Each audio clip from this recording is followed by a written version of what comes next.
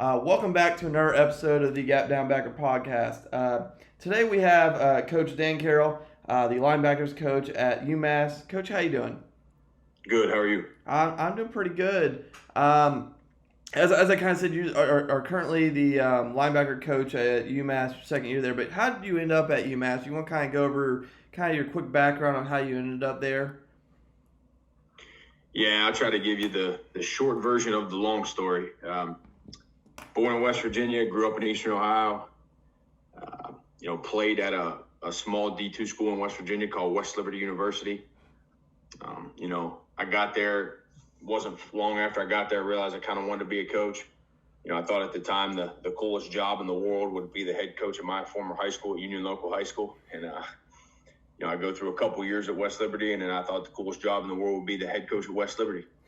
And so I get a chance to go, and get to some different schools and get some different opportunities. I got a strength intern job at South Carolina. I was there for a little while. Coach Steve Spurrier's staff, Joe Conley was head strength coach there. It was an awesome experience for me. Go back to West Liberty as a coach of linebackers there for a year. Got to Ohio State as an intern working with the offensive line. Left there to go to Kentucky as a GA. Left Kentucky to go to Houston as a GA. Got promoted to Houston. Was a full-time coach there for a couple years.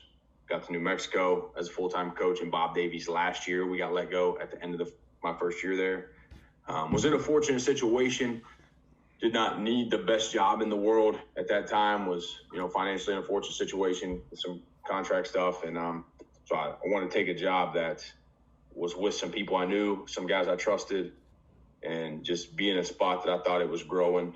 And, chance to work for head coach Walt Bell and a guy I've known for about 10 years as the defense coordinator, Tommy Restivo, and some other great guys on the staff and on our defensive staff.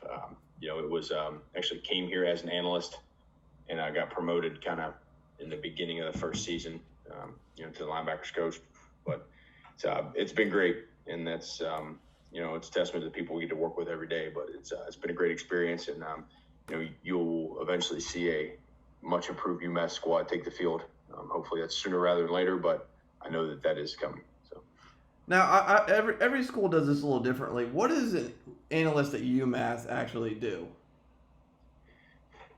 Yeah, so we had a couple on defense. For a while we had Coach Jim Reed, who's an older guy in this profession, who's had a ton of experience, has a wealth of knowledge, and he was incredible at. He did not participate in season with us due to COVID, but he was incredible for the time he was with us at just kind of mentoring us as young coaches and teaching us things, right? So he had kind of his role as an analyst in that.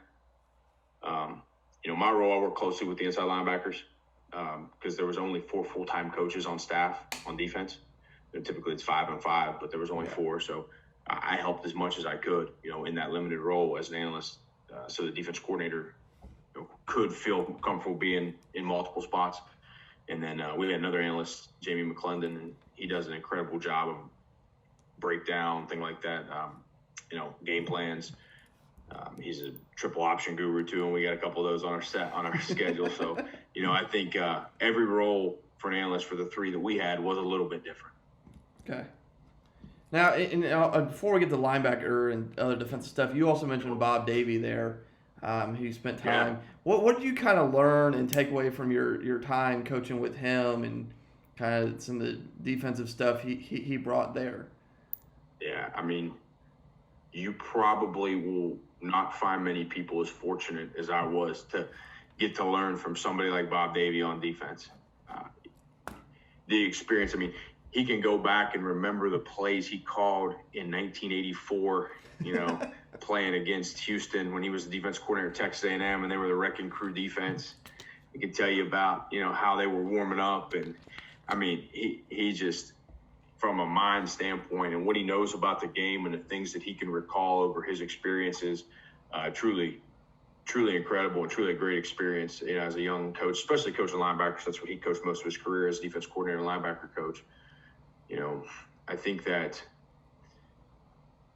you learn from him and a guy like that. The only way you can remember those things as well as he could remember them, the only way you could have that type of a recall is just how present he is in the moment. I don't think that you if your mind is in different places and you can't get focused on your work on a day-to-day basis, you would never have that type of recall and understanding of the game. So I think in a roundabout way, you really learn that, being present at work and being present in every little conversation with every little detail. And, it taught me a lot. Like I can remember things come to my mind, oh, maybe we could fit it this way, or maybe we could cover it this way. And I'm like, I remember that from a story that Bob Davie told me about some other guy who told him a story. And it's like 7 degrees of separation, it's like the Kevin Bacon game, right?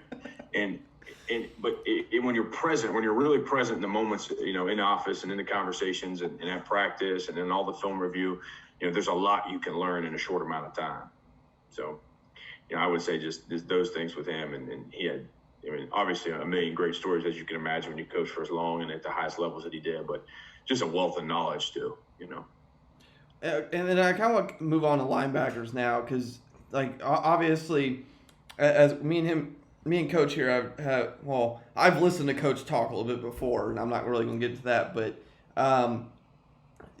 in kind of doing more research on top of that, linebackers you've had or have been pretty successful overall, and from a statistical aspect, it looks as you develop them really well. What do you attribute to the kind of success and the development that you've been able to have at multiple stops with linebackers? I've been fortunate with the players first. I think that's a kind of stock answer maybe, but yeah, I do think that there is an element of you never, if you have bad players or guys that aren't committed, and I say bad players, I don't necessarily mean by talent perspective, because every guy that I've ever coached that's been a good player has had a different level of talent. So it's come down to more their level of commitment, what their expectation of themselves are, and the standard that they're willing to meet. And I think as a coach, it's important to lay out those standards and to teach them why a standard's important. But at the same time, they're going to choose to meet you halfway or not. And I know as a coach, it's important that we try to inspire them and we try to reach them and we try to bring them toward our standard. But some guys will chase your standard. Some guys you will drag toward it, right? So I think that, I've been fortunate with some of those guys that, have really chased the standard. I can think of out of linebacker in New Mexico named Mo Vanicola, Polynesian kid, and he had not played a whole lot. And, the staff, when I got there, was not super high on him, as you are not with a guy who's going into a senior year who has not played a lot. Generally that, there's a reason for that. And, I think he had got to the point in his career where he was just kind of fed up with things and just kind of sat down with me like the day I got there. And it's like, I'll do whatever I do, coach. Just tell me what to do. And, went through a lot of things. He lost some weight, a lot of different things. And he ended up having a nice senior year, almost 100 tackles, 12 TFLs, and, was a heck of a strong performer for us in the Mountain West. And I believe if it was a normal year and not COVID year, he would have probably ended up having a chance to play at the next level, to be quite honest. And, I just think that was a guy who really wanted to meet a standard. He wanted to be told what the standard was, and he wanted to meet it. They're not all going to be like that. And I think that it's important that you identify the guys that are, and you get them to the standard, but understand it's also our job to drag the other ones along. And, I think, in their development. And then the ones that want to meet the standard and are super talented, they become Tyus Bowser or, Landon Roberts, or the guys that, go play pro football for a long time. Okay. And then what does a typical linebacker meeting look like for you? And has that changed with each stop you've had, or is that kind of just continued to just grow as you've gone? I see a meeting. I see like a linear path to understanding a defense or a concept or whatever we're putting in, right? I think there's a pre-meeting element involved. So if we're going to install, a blitz or a new coverage or whatever it is, whatever's going in that meeting, I think there's an element of a pre-meeting. What I mean by that is I am not letting a player walk into that meeting and have no clue what he's about to learn. Okay, so whether I share something the day before on a Google Drive or an hour before, I'm going to talk to him and say, hey, all right, hey, when you guys get here, come up, talk to me a little bit. We're going to talk about this real quick. But I think you have to have a pre-meeting before you have a meeting, so the guys come in there with the mindset that this is what we're about to do, right? And then for me, the it is, utilize the meeting time, must be maximized, organized. I'm always paranoid that my players would see something in that meeting and make me think I'm unorganized or unprepared, or I couldn't handle, whatever I'm supposed to be teaching, because we demand so much of them. Like, I feel like they're demanding of me. Like, they need to be demanding that I use that 35 minutes or 45 minutes to the tops that I can, right? I think if you walked in our backer meetings, it's very different at times. I talked about one guy I had in New Mexico, but I had another guy too. His name was Alex Hardy. He was a 3-year starter. If you walked in those meetings between him and Mo and even the younger guys I had in there, like, those meetings were loud. They were making calls like they were in the middle of the third quarter, at Colorado State or whatever, right? And that's how it went. Now, like here at UMass, I have a much younger, so it is not at that level yet, right? It needs to be by the time we get to, get through spring practice and we start playing games, but it is not at that level yet, and that's what needs to change. So I think, in the meeting time, you would see that.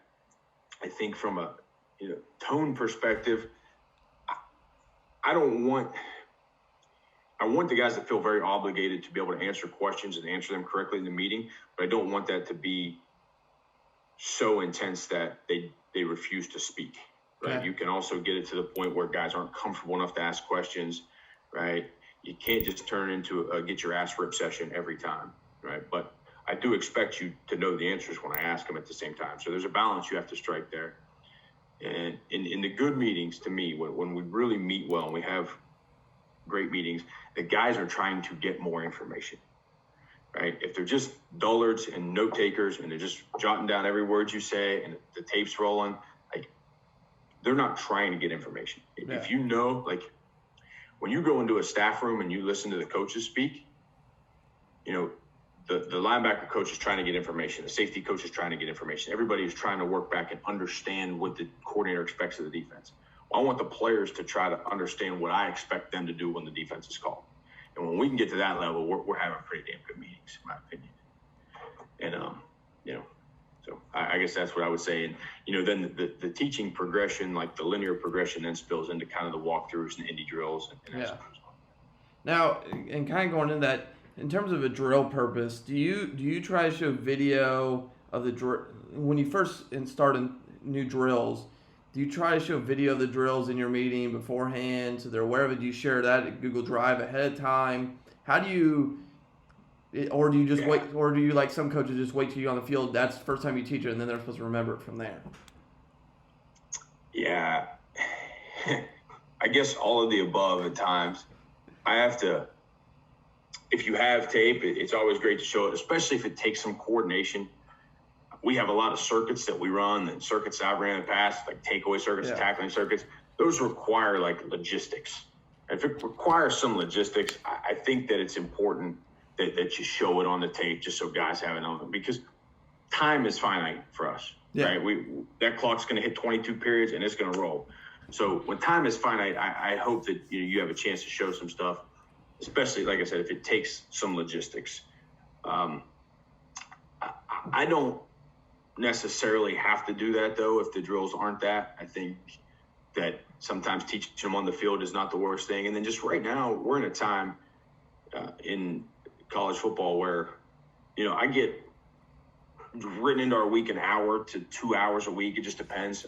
Written into our allotted time for the week. I get some time to coach the guys, and they kind of know the drills and where we're at. And, I think one thing that's important, and it's something that, I've always believed in, and a lot of the coaches I've believed in have, and our defensive coordinator, Tommy Restivo, has done a great job of challenging us as a staff this offseason, but it's just to have a plan from the time you get the guys in January or February or whenever you get them to the time the foot hits the ball for the first game. Like, the drill work is not going to be the same as it runs through the year. And we got to, focus on this, and this, and make sure we kind of have a plan to move forward. And, like right now, I'm spending a good amount of time, whether it's me drilling the players or them drilling themselves on their own time. They do a lot of that, but I'm spending a lot more time on footwork and just movement patterns than I normally would, because I have the time. and we don't have helmets on, we don't have pads on. So like I call this like the off-season time. Like once spring practice hits, my Indy will look a lot different than what it looks like right now. I'm not going to be shuffling back and forth between bags and stepping over bags. We're going to be doing a lot more football-related stuff. But so they got to be able to carry over those drills and those movement patterns and take it into practice, through spring practice. And then if we're doing a good job of it, the summer will look a little different. If we're not, then we'll regroup and we'll work that stuff again, throughout the summer. Now, but it just has to be a plan for those different periods of time. Now, you mentioned there that your drills kind of evolve or modify based off what you need throughout the year. But with that, do you have any base like EDDs that you rely on that are kind of fundamental for you and kind of what you've done? And I know you've kind of had a little bit of variety with backers. You've done some inside backer, outside backer stuff over your career. But is there anything that you kind of try to focus on that like either footwork or reads or anything daily that kind of is a must-have for you? I mean, I think footwork, key reads, block destruction, drops to an extent, like how you exit out and those things. But I think that the key part is how you handle those things as far as EDDs. Like, I would not have an EDD. I don't have one drill that I would do. See, I look at it like this. There's off season, there's spring ball. Okay. After spring ball, and this is on a college schedule. There's spring ball. After spring ball, I call it downtime, right? However long they got between the summer starts. Then it's summer, then it's camp, then it's the season, right? So that's kind of the six elements I look at when I'm planning drills out. And there's always going to be something that does footwork and always something that does key reads, but it probably doesn't look the same in any one of those things, other than maybe off season and summer will kind of look a lot alike. I say that so like right now we might be working footwork where I'm just standing in front of two guys and I'm stepping one direction and I'm seeing their feet take them, in that direction exactly how I want it, right? But when the season comes, when spring ball comes, all that footwork work is going to get done when we're doing key reads on barrels. Right, so I'm going to expect the exact same footwork with the exact same movement patterns, with the exact same stance, but I don't have time to slow it down with you where it's just me and you, right? So like it will always be footwork, and it's always going to be key reads, and there's always going to be an element of block destruction. It's just how are we getting it? And as the different periods are, we're going to get a little bit different, Okay, that's great, Coach. Like I said, everybody's a little different. Some people have set drills, and I think some other people kind of modify throughout the year. And kind of continue with that, and kind of where I wanted to go is from a practice standpoint. Obviously, you have your linebacker time, but how much? I mean, at least high school wise, linebackers are typically the one that get cut on time more than anybody because you gotta go do collab down here with D line, collab back here with DBs for 7-on-7. So how do you kind of manage that at the college level when you're kind of the guy that's needed? Okay, you're needed over here for inside run and run fits. You're needed over here for 7-on-7, or my linebackers are split amongst these two parts of the field. How do you manage that and make sure you're getting everything you need in it during that? Yeah, I mean, the number one thing is that the coordinator and the head coach are listening to you when they're planning the practices and just, hey, this is stressful on me. Is there any way we can make this? And there's areas where we can't, right? We can't make, you can't make amends just for one position group all the time. And I think the efficiency of your Indy time is important. So having your drills laid out, having things just bang, bang, bang, bang, bang. So if I only get 15 minutes, I got to make it feel like 20. And then I think that, I try to get some time back. Like maybe we'll get out of the meeting 5 minutes early, something like that, and get some time back. But yeah, having guys in different places, it is what it is. I think the biggest struggle there and the biggest issue that I come across is somebody coaching them on the other side. Typically I've not had a GA or an analyst very often that works with me, probably not since Houston have I had somebody that really works with me that would know what my expectations are on every single snap, so I mean, from an execution standpoint, if the coordinator's on the opposite field as me or he's down there, that's different. He knows that. But from a technique standpoint, it's usually just me. And I think that's where if they go to pass rush or something like that, I talk to the D-line coach, the outside linebackers coach. I'm like, hey, boom, boom. These are three coaching points. keep hammering them when they're getting their rep, and just making sure those guys understand what the expectation is. But yeah, it is a struggle, and I think the practice planning is probably the best answer there, to be honest. And I think we do a good job of that. That's why I probably don't have a better answer, because the staff here has done a really good job of trying to maximize what we do on the field. Okay. And then before I get into some coverage and other defensive stuff, how do you, I mean, and you've mentioned it a little bit already, but how do you build that culture in that linebacker room? Obviously, you want them calling out in meetings, but overall, like, linebacker room culture, bond, and just overall unit cohesion, how do you build that throughout the year? I think that I've tried to set a standard in our group and, keep bringing it back to the same things. I've tried to refine this, and it changes maybe yearly. But number one thing I expect is that, the inside linebackers are the heartbeat of the defense. So everything we do has to have that in mind. And I always bring up the points like, I always tell the guys, name me the best defenses that you've ever watched. The guys are getting younger now, so I don't even know who the best defenses they've watched are. But, everybody goes to the Ravens. I was like, all right, great. That's perfect. Who ran the Ravens? Right? I know Ed Reed might have been the best player. I don't know. I mean, everybody can argue what they want, but who ran the Ravens D? Yeah. Ray Lewis did. And I always talk about the Bears. Who ran the Bears D? Mike Singletary did, right? And I show them guys old videos of him. They didn't even know. I mean, they wonder why his helmet's all screwed up. And no, that's how they made it. There's a bar going straight through there. That's what they used to be. But, I pull out all those old videos of the backers just running the defense. And you think, too, when the game was more 12-21 in the box, 22 personnel, they made a lot of little adjustments on the front. You can always see that stuff, like the backers moving a guy from a 6 to a 7, or, telling this guy from a 5 to a 4-eye because of the back set. So they were running the defense. And, I always say this, if that defense can function without you in there, we are not doing our job. So be the heartbeat of the defense is kind of our mantra. And, the three ways that we do that I believe we do that is, outwork every position group on the team. So we've got to show our value and our worth by outworking every group on the team. We run to the ball harder. We stay extra. We do more after. We have more energy, more intensity when we're doing it, and we try to hold the guys around us to the standard that we hold ourselves to. And if we don't do those things, we probably will not be the heartbeat of the defense. Okay? And then I always say I want partners, not players. Right? Be a partner with the coaching staff. Be somebody who wants what we want. Right? The execution of the defense, want what we want. Be just like another coach sitting in our staff room. Right? Don't throw away the things you think you want. Want what we want as a staff. Want what our expectation is. And when we get that, and then the last thing is act like a pro.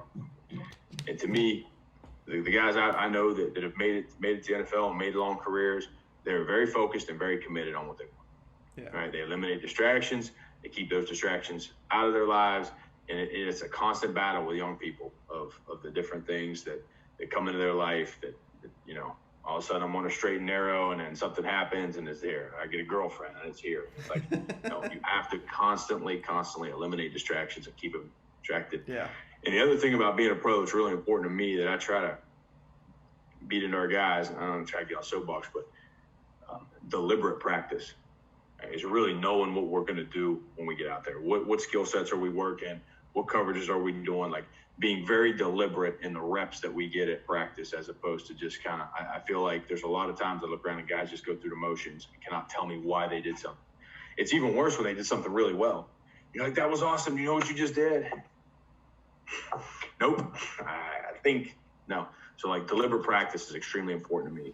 And I think those things right there, outwork everybody on the team, be partners, not players, and be a pro, focused, committed, and practice deliberately. I think if we do those things, that's kind of builds a culture of toughness. And then, the overall defensive culture is usually driven by the coordinator, and just kind of do my job to enhance what they decide is kind of our mantra and our standards. Now you've been, like we said, a kind of multitude of places. Has that created a defensive philosophy for you in terms of fronts and coverages from a personal preference standpoint of what you might like to do as you get farther along in your career? Yeah, I would say I lean toward an odd front defense because it gives you a little bit more. We're generally 4 down here, so it's a little bit different. We were at New Mexico. We were like the 3 high Iowa State look or 4 down cover 3. So it was like you were going to get one of those 2 looks, and we were going to stem to it. Yeah. Like old school defense, the most new school defense you could ever see, and try to do this with them, right? And it actually was a nice little package. I go back and I watch some of our games, just pulling technique clips and stuff out. I'm like, man, we actually had some good stuff. But I think from a coverage standpoint, I think in today's game, I would love to close the post every single snap. Okay. The problem is, you don't stop the run as well, right? You're playing with one less guy, right? So, I look at it in terms of fits. And we talk about this, here as kind of something that I kind of developed in New Mexico as an easy way to try to teach run fits to players. And, we talk about plus fits, right? If you're on a plus run fit, means you have a support player on each side. You're probably in a split safety defense, right? You play in quarters, you got a nickel on one side, you got a boundary safety, right? You got a support player on each side of the box, secondary support player, right? You go to an even fit. Now, the nickel slid outside of 2. He's not in the fit anymore, but you still got the boundary safety. So now we're even, right? We got 3 guys in the fit. We got the 2 backers, now the boundary safety. And then you go to like something like on 3rd down, maybe go like a 2-man. Now you're in a minus fit, right? All you got is the 2 inside linebackers. So to stay in a plus fit, that's how you're going to stop the run. You stop the run in split safety defense, in my opinion. Right? As long as you're counting guys, right? If you're playing cloud in the boundary and not counting the safety or the corner, well, now you might as well be in post defense, in my opinion, where you're just doubling. You're in bracket coverage on the X. That's fine. And there's a lot of need for that, right? There's obviously a lot of need for that. I've been beat on the 5-step glance on the backside more than anybody ever has. So there's need for that. But if you are in split safety defense, to me, if I know they're going to run the football, I want to be in some form of split safety defense. So I got a support player on each side. The backers can run. They can spill the ball out. Everything's scrape, spill, get the ball on a perimeter, right? Because we got overhangs on both sides. But what does that also do? It also gives the quarterbacks time. They can just zip in the glances, zip in the post balls. It gives the easiest throw in the middle of the field is wide open. Yeah. So I don't like being in that if they might throw it. Right? I would love to have a guy standing in the post, whether we're in 3 deep, which I'm a big fan of, the very different variations of 3 deep, or whether we play man, whatever it is, right? But to me, that is the biggest struggle is when can you close the post? Because the quarterbacks are too good. They make too good of throws. They take chunks down the field. And it just, sometimes it looks so damn easy in split safety that it's just, gotcha. But you got to stop the run too. And I think stopping the run is still, even in today's game, the way the ball gets spit around the field, still the most important thing is if you can stop the run and make them, somewhat one-dimensional, and you can get them into 2nd and longs and 3rd and longs, and then you get some sub-package on the field on 3rd down and really get after people. So it is still extremely important to me to stop the run. But to me, the struggle is I don't know if there is a coverage necessarily, but to say that, you can have the ability to close the post when you're going to think they're going to throw the ball, and ability to play split safety defense with a fitter on each side to, when you think they're going to run it or might run it. Now, kind of going into that a little deeper is obviously there's two. I mean, drastic's probably a bad word, but two different pass concepts there in terms of a too high or a split field coverage look and I'm locking down the post probably with some cover 3 or if you're really greedy, man free. How's that affect for you linebacker wise in teaching in terms of drops and coverage? Because when everybody talks about variety of coverages, everybody focuses obviously on what that does to the corners and what that does to the safeties. But I don't think people talk too much, okay, with these different coverage packages we have, how that affects our linebackers in terms of not only coverage but fits. Yeah, I think I've tried at times, and with the influence of, like Bob Davie and now like Coach Restivo and Coach Jordan Peterson, who was our DC in New Mexico, I think I've tried to synthesize kind of how those fits work. If we're in a plus fit, right, we're in some type of quarters or quarter half or whatever it is, right, I teach those inside backers there what we call fill players. And they're inside out on the ball no matter what. if it's fast flow to them, scrape tight, spill the ball, backside guy can run, it's all good. You got a force player outside you and a backside force player to play the comeback. So no matter what that coverage is, all they need to know is it plus fit or even fit or minus fit. And generally they know if I say, hey, it's quarters, hey, it's split safety, hey, they're great, plus fit. I know how to fit all the runs now. Okay. I know exactly what to do on all the runs. And I try to only teach two flows. I try to only teach direct and fast. So it's either ball's coming right at me or the ball is going on the perimeter, right? And if it's going on the perimeter, scrape, spill, run, that's what it is, right?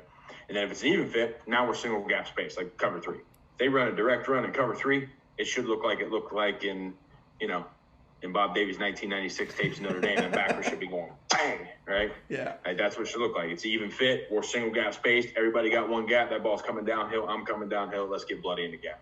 Let's go. Yeah.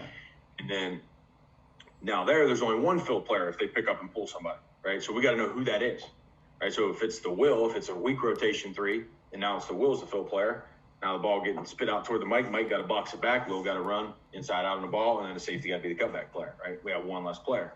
So now one of the backers is the force player. So, it's very lever spill leverish if you're familiar with, those terms, right? Okay. That's kind of how we coach the backers on that. So, it might be strong rotation, and now the Mike's the fill player, the Will's the force player. They run counter to the boundary. Will's got to force it. Mike's got to run inside out.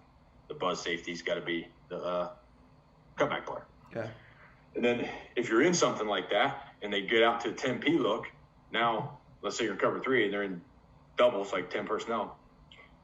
There's nobody to help you, right? Both of the down guys, they have responsible for 2 of the flat, so they can't help you. So now it's a minus fit. So if you get into those 10P GT counters, like Oklahoma does a lot, that kind of thing, like now minus fit is we're both the force players. Mike and Will are the force players. Keep the ball between you. You got to box the ball back to each other. Okay. So, plus fit, even fit to a minus fit. I think from a run fit perspective on what coverage does, that is a very simplistic way to teach it. And it helps the guys.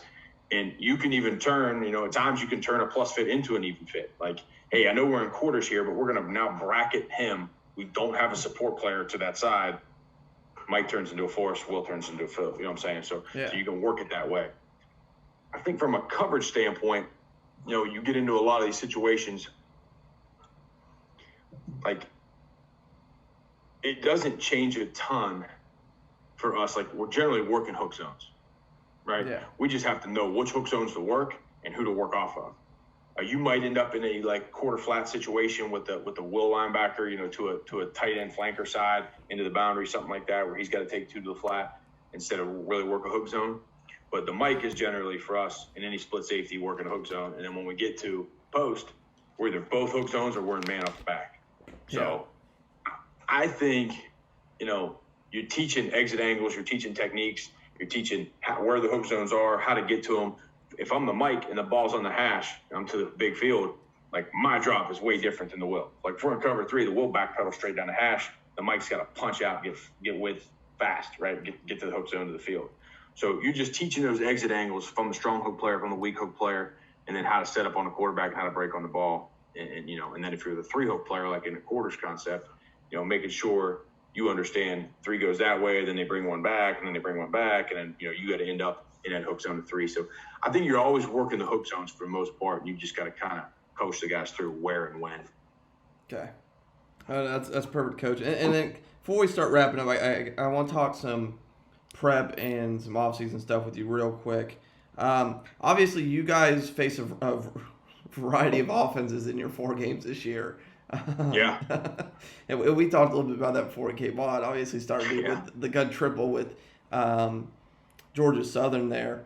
But how do you, especially in a weird year like this, how do you prepare for the variety of offenses you see nowadays, especially on the schedule you guys play, where it's not necessarily the same set of teams every year? Yeah. When you're not in the league, you don't really develop that, knowledge year to year. Like, as a Houston, I got to play SMU 4 times. I got to play Navy with the same coach 4 times. Like, you start to develop a little bit of, like, you just understand some things going into the game, just some things just understood. So I think you're just very deliberate in the staff room about, okay, what skills do we need to do to win the game? What skills do we need to have on defense to play a team that's going to be all 12 personnel? Okay, we got to grease up some bigger backers, right? We got to, play with a Sam instead of a nickel. So how are we going to do that? And I think those skills, maybe not necessarily all the calls and maybe not necessarily putting the plays in over the summer or during spring ball that you're going to see, but just the skills of, we call this blitz and the Sam's in the game and not the nickel. Well, how does he run the blitz? Does he run it the same? Right? Yeah. How do we do this thing with a 250-pound Sam as opposed to a 190-pound nickel? So I think those type of skills and just kind of understanding how we're going to adjust the 3x1 with a Sam as opposed to a nickel, we're going to run the same adjustments. Like all those different things, and over the summer, spending time on that. And when it comes to option football, which we'll see our share. I mean, we have Coastal this year, and we have we'll play Army probably every year. I mean, as we're an independent, they're an independent. We kind of have our own little league. It's just not enough people to have an actual league. But us and Liberty and Army and New Mexico State, we kind of all get after each other. But I just think that you have to make the option as simple as you can for the players. I mean, it's got to be A or B. Everything's got to be A or B. If there's too many C's, you're gonna see the ball down the field, right? Yeah. So there's got to be a lot of A and B's, and I think refining those rules. I think the people that have the hardest time with it probably have the least defined rules, and when you do that, because that's all they are is rules, right? They are rules. If this guy's lined up here, I release in here and block him. If he's lined up here, I release here and block him.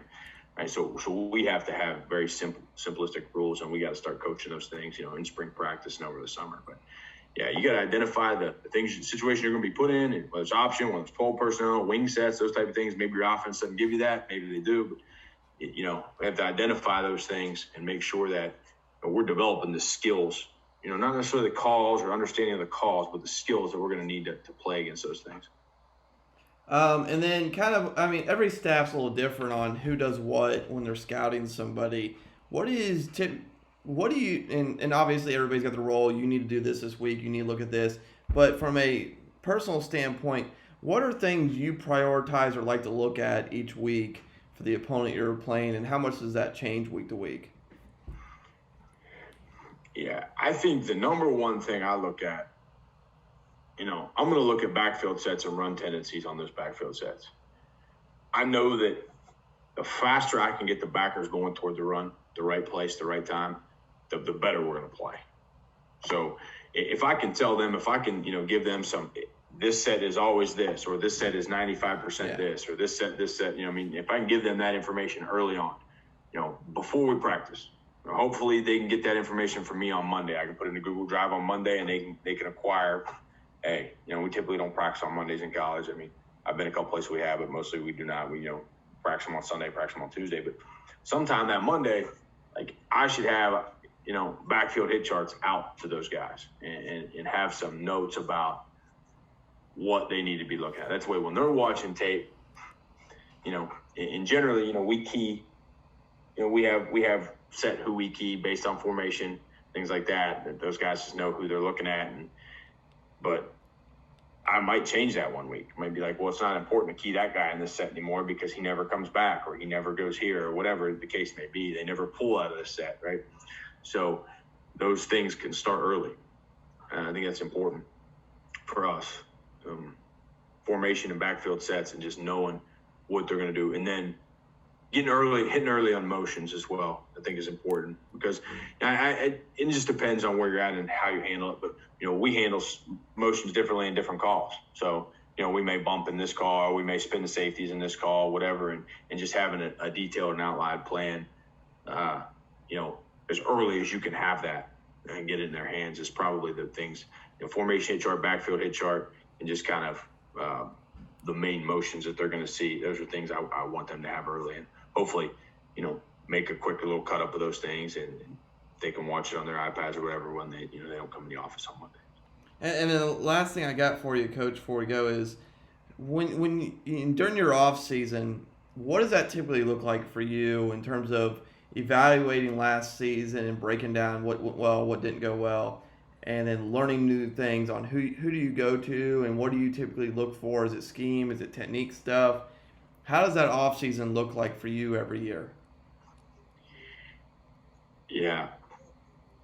Hopefully someday it's scheme oriented because, someday, like all of us, like to be a coordinator, but I don't think that's not my job now. And I know that obviously our defense coordinator does a great job of giving everybody in the room a voice. And I think he relies heavily on the staff to have opinions on what we think we can do from a schematic standpoint and what we can get done. But, right now it's not my main focus. So I try to talk to other guys that coach linebackers. I try to talk to other guys that have coached in similar systems or guys that I know if I have questions or things that I'm looking for. Because I think we spend a lot of time as coaches. I think it gets fun and it gets we get lost in some of the scheme stuff and how the what we're doing. I get the question a lot, what are you guys doing on third down? What are you guys doing in the red zone? What are you guys doing? It's like, I try, and I fall victim to it too, but I try to be invested in the how. Like, how are we teaching this guy this technique? Like, what do you say to your guy when you guys are running this blitz? What do you tell him to look at? What do you tell them to look at? What do you tell them? Now, what about if they do this? What about if they do this? Are you guys checking it if they motion? Are you guys checking it if they shift? Like, what different things you have that you're telling your guy to execute this? And I'll be honest, we try to watch a lot of tape in the offseason, just various teams that are doing well and things that are similar to what we want to be. And if I can reach out to those people, that's the best, is when, you can flip on tape and see somebody, I want the linebackers to look like that. So I'm going to call this guy or I'm going to email this guy and I'm going to say, what are you telling them? Like, okay, you guys look great in cover 3. Like, what are you telling them to hit those depths under drops, or how often are you guys repping it? Just any question you can have, because I want my guys to look like your guys look.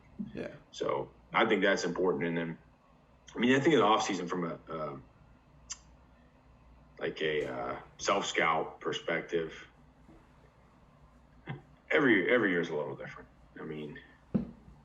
I don't know. That's tough because, like, this past year, it was the short year with the short practices. Like, all right, how much you really taking out of this? We really weren't able to prepare these guys the way you need to.